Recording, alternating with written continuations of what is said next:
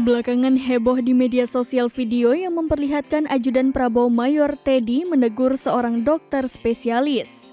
Peristiwa tersebut terjadi diduga ketika Presiden Joko Widodo melakukan kunjungan sekaligus peresmian Rumah Sakit Pusat Pertahanan Negara Jenderal Sudirman pada Senin 19 Februari 2024.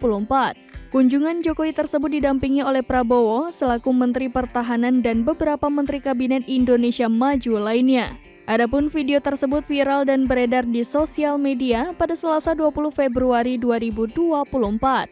Mengutip kanal YouTube Warta Kota Production, pada Rabu 21 Februari 2024, sosok dokter yang ditegur oleh Mayor Teddy itu adalah Kolonel Dr. Gunawan Russo di SPOGONK.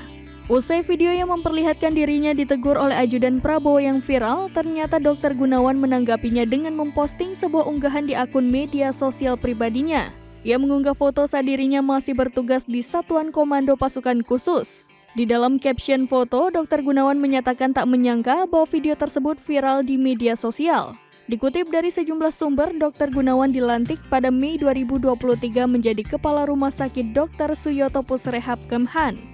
Ia dilantik oleh Kepala Pusat Rehabilitasi Kementerian Pertahanan Republik Indonesia, Brigjen TNI Dr. Daniel Lumadio Wartoa di Esperat di Gedung Jenderal MT Haryono Mako Pusrehab Kemhan, Jalan RC Veteran nomor 178 Bintaro, Jakarta Selatan. Dr. Gunawan merupakan lulusan spesialis obstetri dan ginekologi di Universitas Erlangga. Ia juga terhimpun dalam organisasi Perkumpulan Obstetri dan Ginekologi Indonesia. Selain itu, ia juga seorang dokter kandungan konsultasi onkologi ginekologi yang aktif praktek di Rumah Sakit YPK Mandiri.